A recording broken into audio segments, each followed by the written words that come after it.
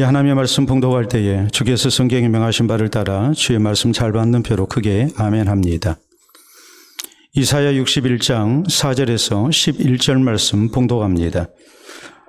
그들은 오래 황폐하였던 곳을 다시 쌓을 것이며 예부터 무너진 곳을 다시 일으킬 것이며 황폐한 성읍 곧 대대로 무너져 있던 것들을 중수할 것이며 외인은 서서 너희 양떼를 칠 것이요 이방 사람은 너희 농부와 포도원지기가 될 것이나 오직 너희는 여호와의 제사장이라 일컬음을 받을 것이라.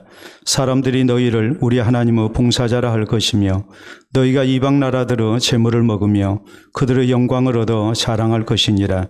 너희가 수치 대신에 보상을 배나 얻으며 능욕 대신에 몫으로 말미암아 즐거워할 것이라. 그리하여 그들의 땅에서 갑절이나 얻고 영원한 기쁨이 있으리라.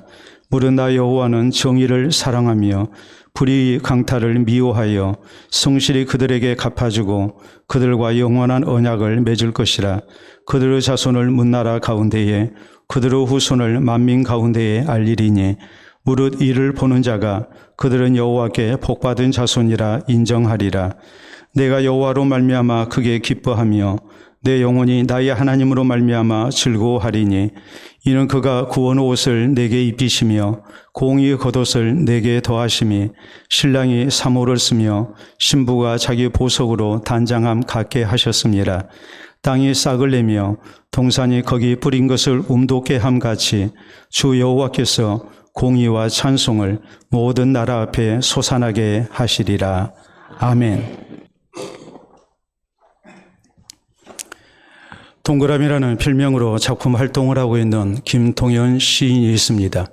이분이 쓴 시 가운데에 꽃이라는 아주 짤막한 시가 있습니다. 우리가 한번 확인해 봅니다. 꽃 동그라미 김동현 흔들려도 좋으니 꺾이지만 말아라 라는 시입니다. 우리가 주변에서 또 이것을 많이 볼 수가 있죠. 다음 사진을 보시게 되면 저렇게 흔들려도 좋으니 꺾이지만 말아라.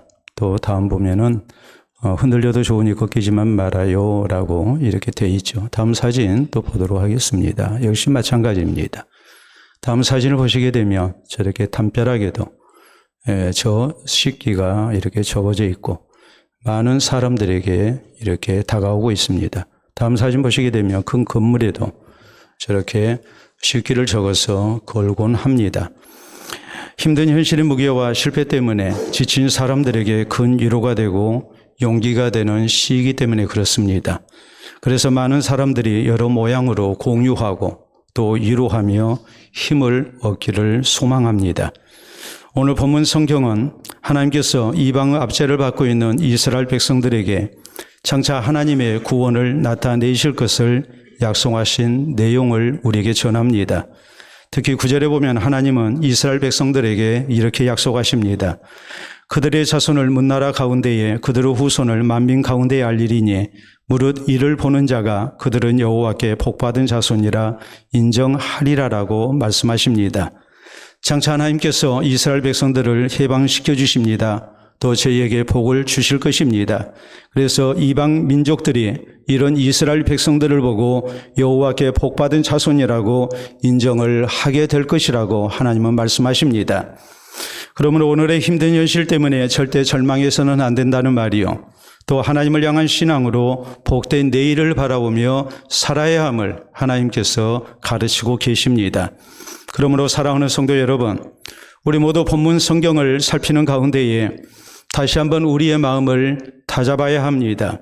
힘든 현실 때문에 내 삶이 많이 흔들리고 있다 할지라도 우리는 꺾이지 말아야 합니다.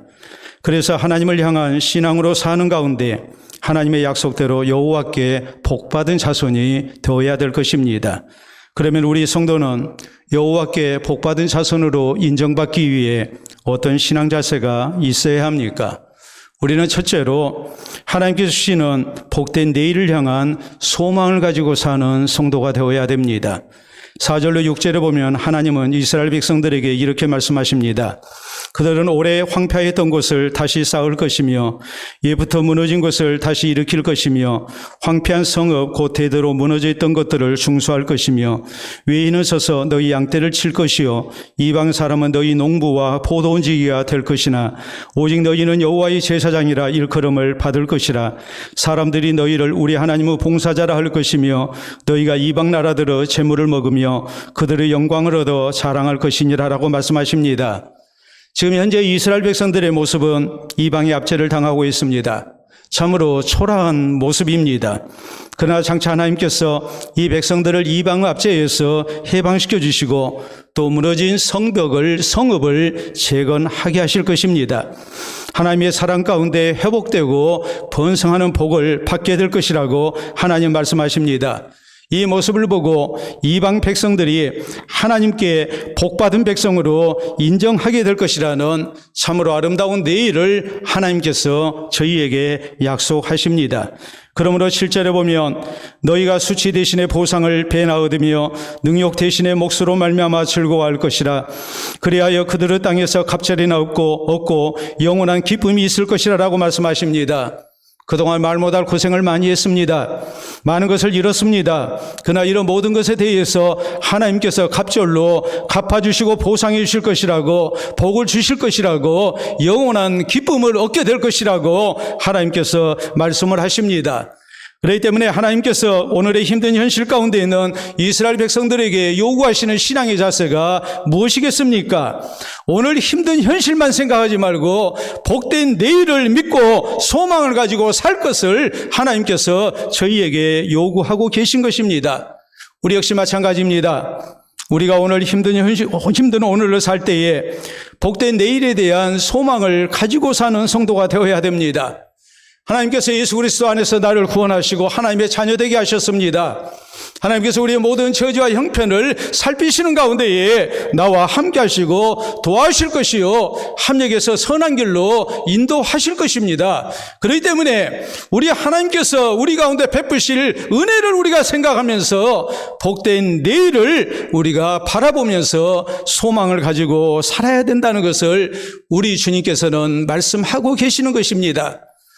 다윗이 시편 62편 5절로 6절에 보면 참 그의 삶이 많이 흔들리고 어려운 처지 속에서 그가 이런 모든 것을 어떻게 이겨냈는가를 이렇게 고백합니다. 나의 영혼아 잠잠히 하나님만 바라라. 물은 나의 소망이 그로부터 나오는도다. 오직 그만이 나의 반석이시요 나의 구원이시요 나의 요새이시니 내가 흔들리지 아니하리로다라고 말씀합니다. 지금 현재 내게 주어진 현실은 내 삶이 뿌리째 흔들리고 있습니다. 누가 보더라도 넘어지는 인생입니다. 다시 일어날 수 없는 인생입니다.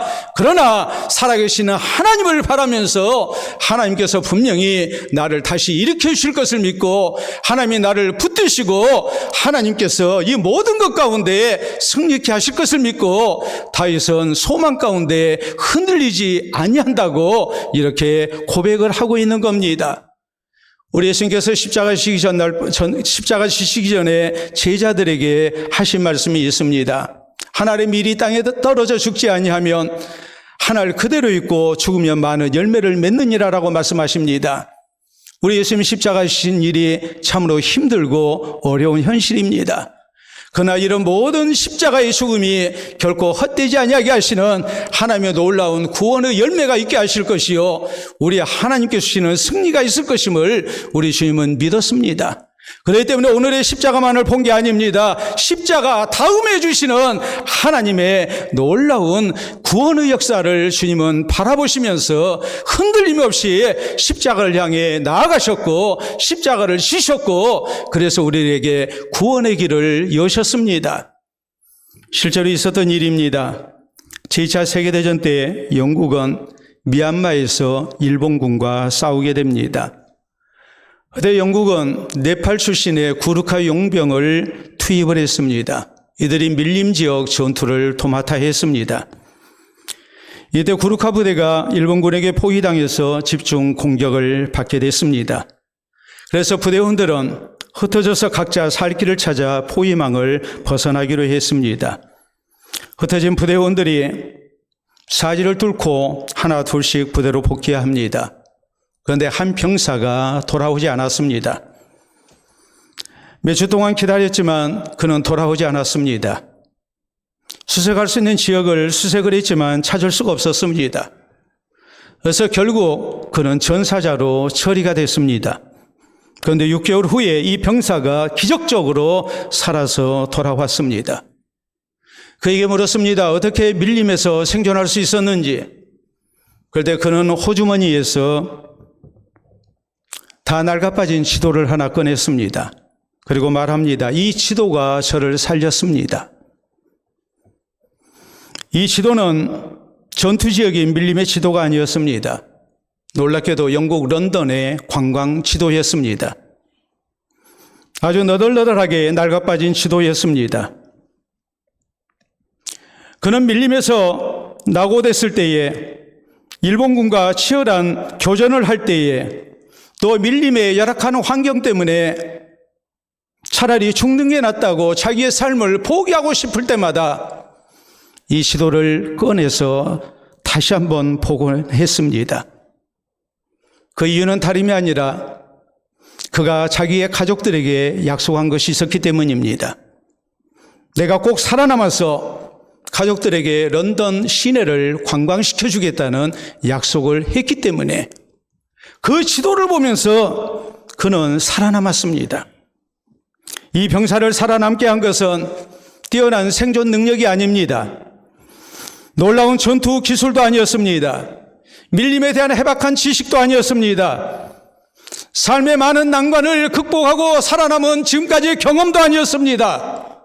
그를 살아남게 한 것은 복된 내일에 대한 소망이었습니다. 그래서 그는 살아남을 수 있었습니다. 우리가 소망을 가지고 산다는 것이 얼마나 우리의 삶에 필요한 것인가를, 우리에게 최고의 생존 능력이 하나님을 향한 신앙 속에 내일에 대한 소망이 있음을 우리에게 가르치고 있는 겁니다. 참 안타까운 현실은 한 여론조사 보고에 의하면 우리 국민의 69%는 지금 희망 없이 산다는 것으로 나타났습니다. 더 안타까운 것은 젊은 세대에서 이것이 더 높은 비율로 응답이 됐다는 사실입니다. 지금 우리 국민이 살고 있는 현실은 내일에 대한 소망을 가질 수 없을 정도로 힘든 현실임에 틀림이 없습니다.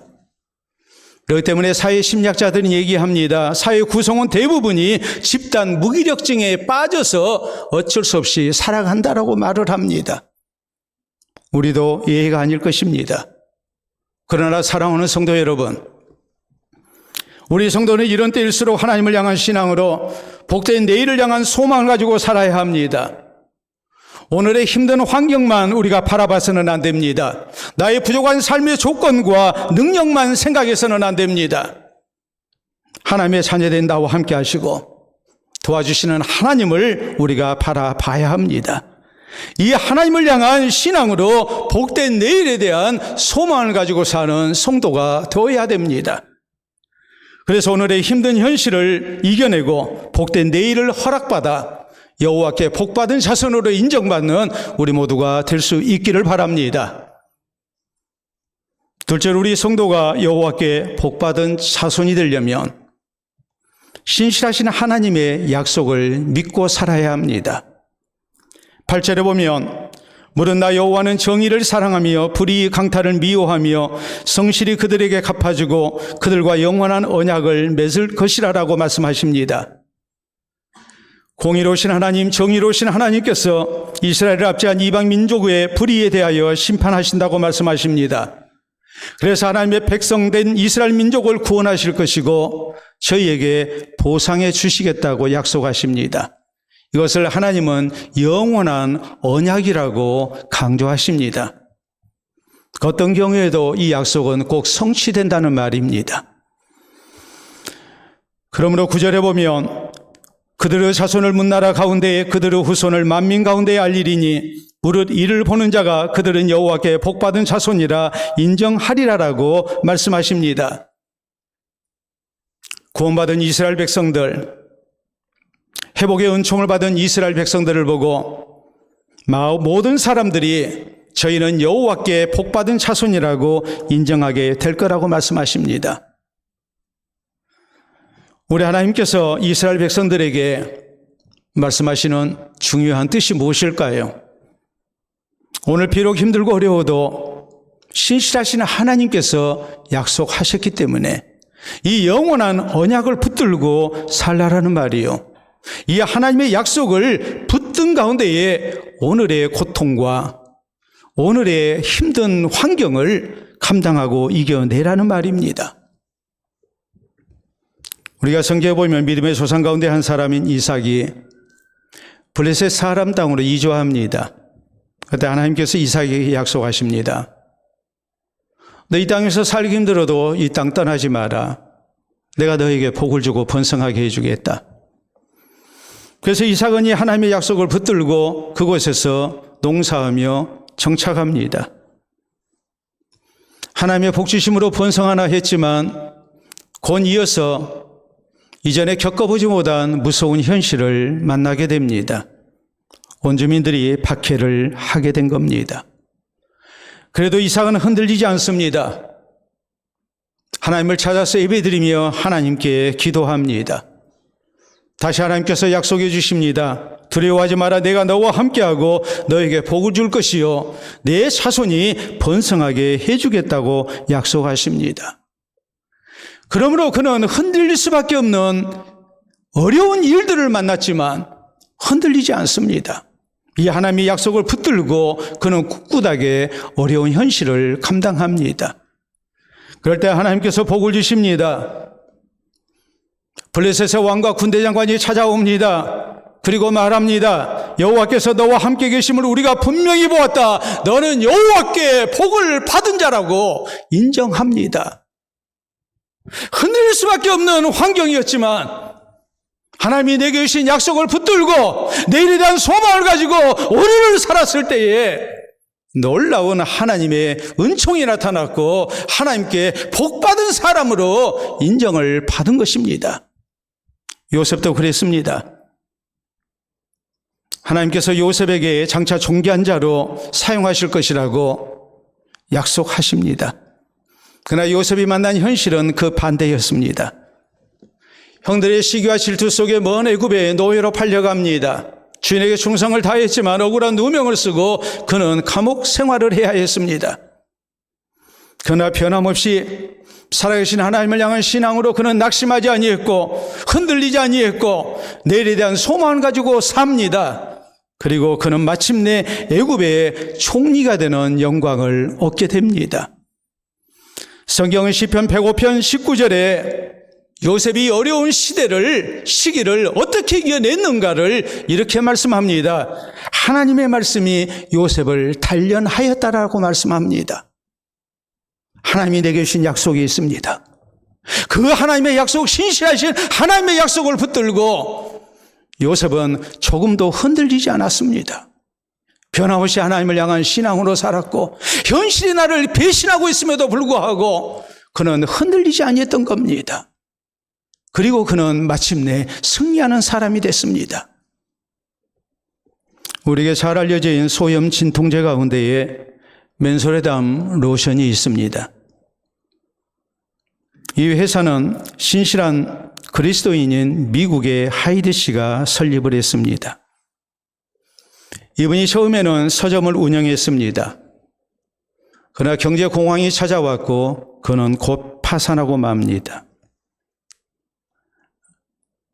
가족과 친지들 그리고 친구들이 찾아와서 그를 위로합니다. 불경기 때문에 혹은 경제 상황이 전체적으로 좋지 아니해서 회사가 잘못된 것이지 자네 잘못 아니야. 힘을 내 하면서 위로합니다. 그러나 하이드스는 이렇게 얘기합니다. 나는 그렇게 생각 안 합니다. 그동안 내가 하나님을 향한 신앙으로 사업을 운영하지 아니했기 때문에 망한 겁니다. 회개합니다.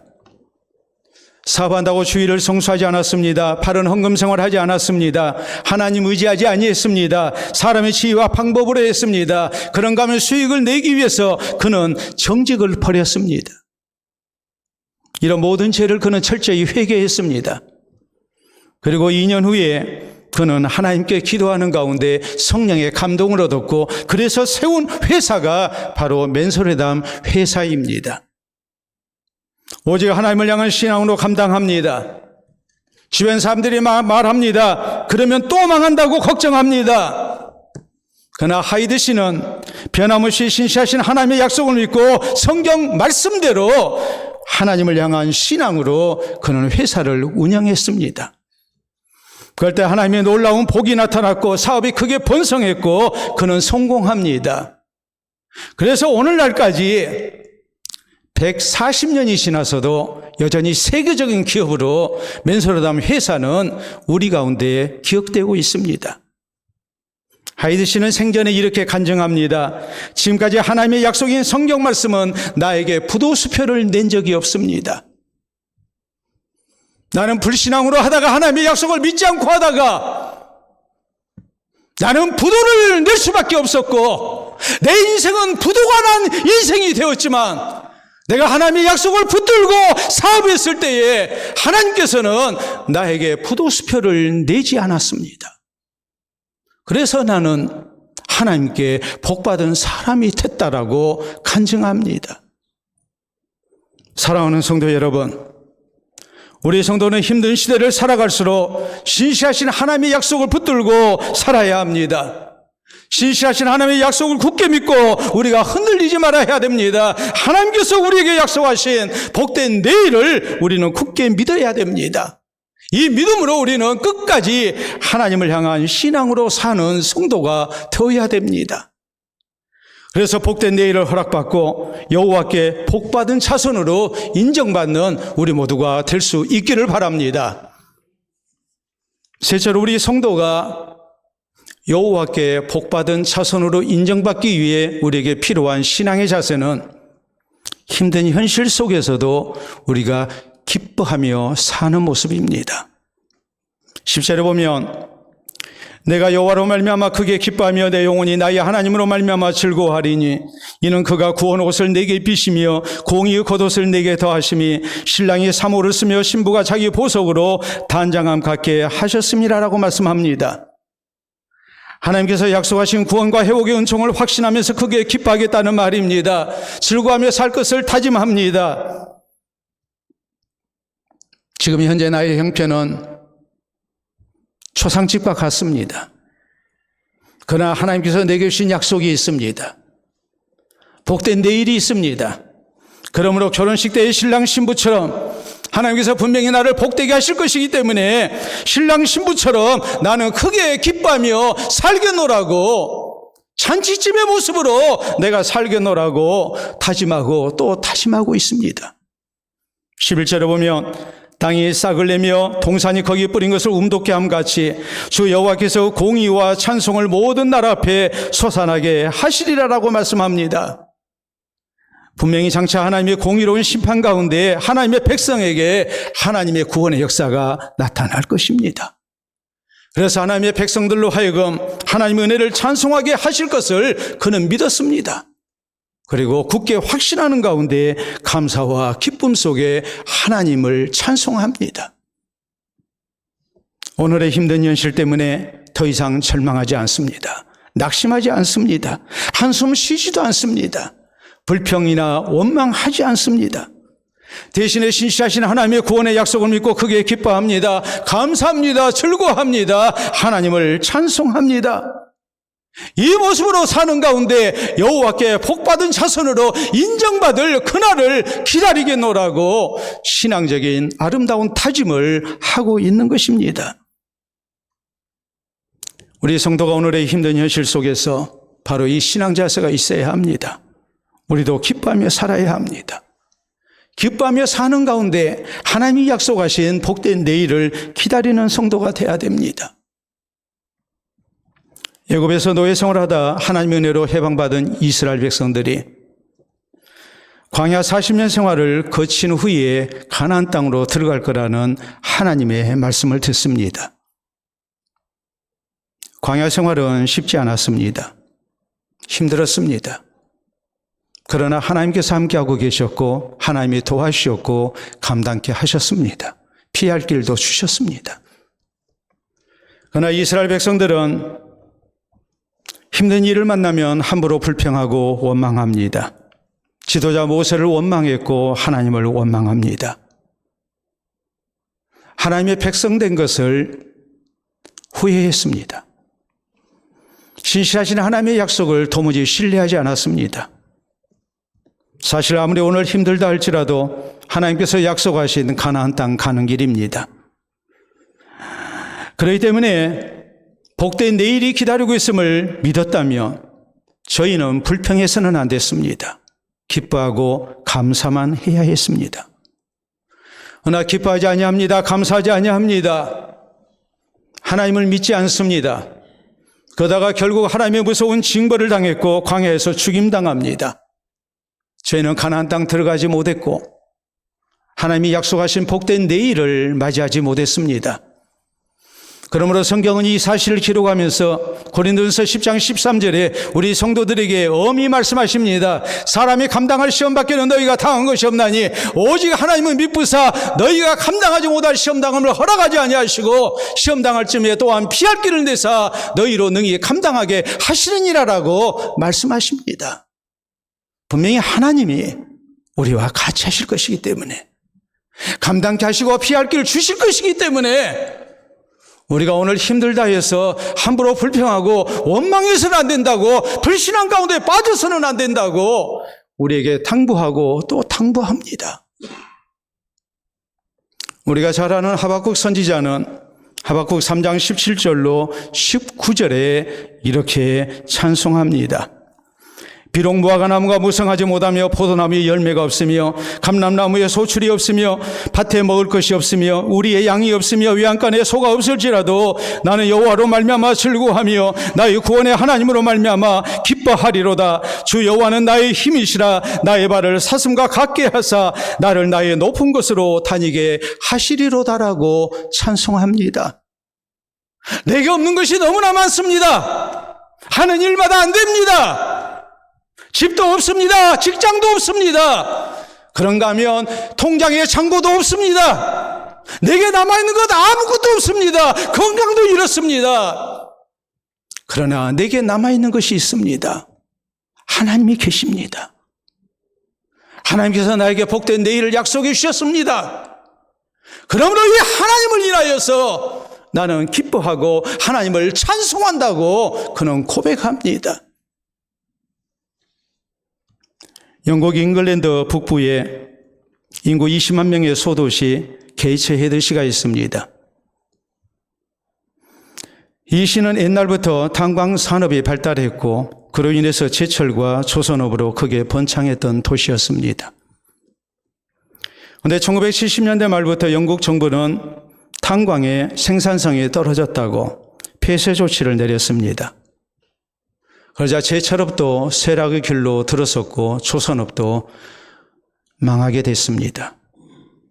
경기가 침체됐고 도시는 쇠퇴했고 사람들은 절망 속에 살면서 도시를 떠난 가운데 인구가 감소하고 말았습니다. 1990년대에 도시 재생 사업이 벌어집니다. 도시를 다시 활기차게 하기 위해서 재생 사업을 벌릴 때에 그 가운데 하나 특별한 사업이 있었습니다. 그것은 말 그대로 특별한 다리를 하나 건설하는 거였습니다. 이 다리는 사람들에게 희망과 웃음을 주기 위해서, 용기를 주기 위해서 건설된 다리였습니다. 시 중앙을 흐르고 있는 강에 다리를 설치했는데 우리가 한번 보도록 하겠습니다. 저렇게 다리를 설치했습니다. 한강다리 혹은 광주천에 있는 다리를 생각해 보십시오. 모든 다리는 직선으로 이렇게 납니다. 근데 저 다리는 저렇게 둥그렇게 곡선형의 다리를 만들었습니다. 저 밑으로 배가 지나가야 합니다. 그러니까 저것은 도개교입니다. 우리가 영도 다리를 생각하면 이해가 되죠. 보통의 다리가 어떤 식으로 이렇게 배가 지나가도록 강을 엽니까? 가운데가 달려서 위로 올라가서 그래서 배가 지나가도록 하죠. 근데 이 다리는 이런 식으로 열리게 됩니다. 우리가 보게 되면 저렇게 위로 올라갑니다. 이 다리의 이름이 뭐냐면 윙크하는 다리입니다. 저 다리가 저렇게 올라갈 때는 모두가 윙크해야 합니다.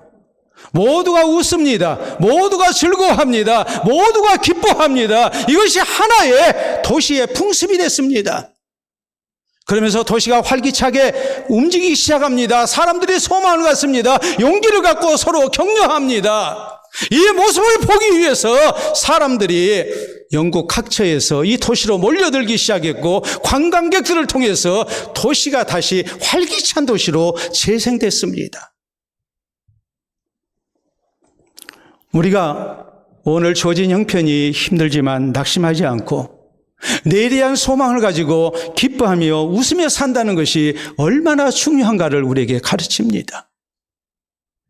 사랑하는 성도 여러분, 성경은 데살로니가전서 5장 16절로 18절에 말씀하십니다. 항상 기뻐하라, 쉬지 말고 기도하라, 범사에 감사하라. 이것은 그리스도 예수 안에서 너희를 향하신 하나님의 뜻이니라라고 우리에게 말씀하십니다. 오늘 나를 향한 하나님의 뜻이 무엇입니까? 오늘 주어지는 환경이 우리에게 힘들다 할지라도 시시하신 하나님께서 우리에게 주신 약속이 있기 때문에 내일에 대한 소망이 있기 때문에 우리는 하나님을 향한 기도 가운데 항상 기뻐하며 살아야 된다고, 범사에 감사하며 살아야 된다고, 하나님을 찬송하는 하나님의 백성이 되어야 된다고 우리에게 말씀하십니다. 그렇기 때문에 우리 성도도 항상 기뻐하며 살아야 됩니다. 어려운 중에도 하나님 앞에 감사하며 살아야 됩니다. 하나님의 약속을 붙들고 하나님 앞에 기도하며 감당할 수 있는 힘을 달라고 하나님의 은혜를 구하며 우리가 소망 잃지 않고 웃음 잃지 않고 우리가 기뻐하며 사는 성도가 되어야 됩니다.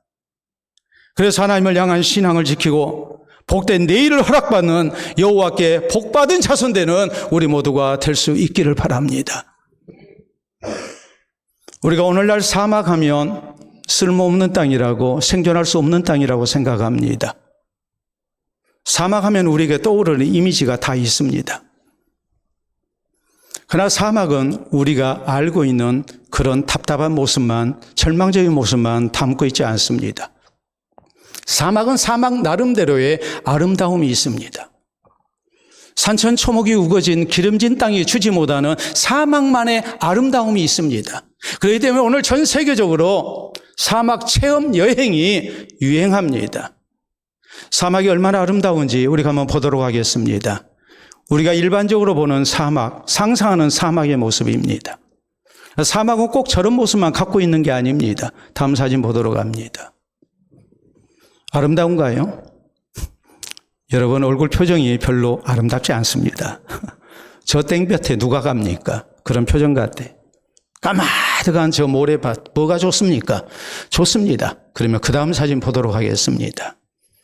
이제 좀 아름답나요? 예, 몇 분 고개 끄덕입니다. 참 공감 능력이 뛰어나신 분들이고 제 마음에 듭니다. 다음 사진 보도록 하겠습니다. 아름답지 않습니까? 예, 사막의 아름다움 속으로 우리가 들어가 보도록 하겠습니다. 다음 사진 보시게 되면 낙타 타고 가고 싶죠? 다음 사진 봅니다. 역시 마찬가지입니다. 우리가 생각하는 사막이 아니죠. 다음 사진 보도록 하겠습니다. 아름답잖아요. 또 다음 사진 보도록 하겠습니다. 저렇게 그늘져도 사막은 아름답습니다. 다음 사진. 꼭 그림으로 그려놓은 것 같잖아요. 다음 사진 보도록 합니다. 또 아름답죠. 선 하나하나가 아름답잖아요. 사막의 아름다움은 또 이때 빛납니다. 다음 사진 보시게 되면 저건 해가 질 때 모습입니다. 동해안에서 해 뜰 때, 서해안에 해가 질 때 그때만 아름다운 게 아니라 사막도 해가 질 때 참으로 아름답습니다. 해지고 나면 이런 모습이 됩니다. 참 아름답죠. 그런데 사막의 아름다움에 대해서 노래한 작가가 있습니다. 바로 프랑스의 유명한 생텍쥐베리라는 작가입니다. 그가 그의 작품, 세계적인 작품 어린 왕자에서 사막의 아름다움을 작가는 이렇게 노래합니다. 보도록 하겠습니다. 사막의 아름다운 건 어딘가에 샘을 감추고 있기 때문이야. 눈으로는 찾을 수 없어. 마음으로 찾아야 해. 그 어떤 경우에도 우리가 낙심해서는 안 된다는 말입니다. 소망을 가지고 살아야 된다는 말입니다. 내 눈에 보이는 환경 때문에 그것만 보고 우리가 내 인생에 절망해서는 안 된다는 말입니다. 내 마음에 눈을 뜨고 어딘가에 나를 위한 샘이 오아시스가 있음을 믿고 우리가 그것을 발견하는 사람이 되어야 된다는 말이고 그걸 믿고 우리가 소망 가운데 사는 사람이 되어야 된다는 말입니다. 사랑하는 성도 여러분, 우리 성도도 힘든 세상을 살면서 눈에 보이는 환경 때문에 흔들려서는 안 됩니다. 내가 흔들렸다 할지라도 꺾여서는 안 됩니다. 낙심하거나 절망해서는 안 됩니다.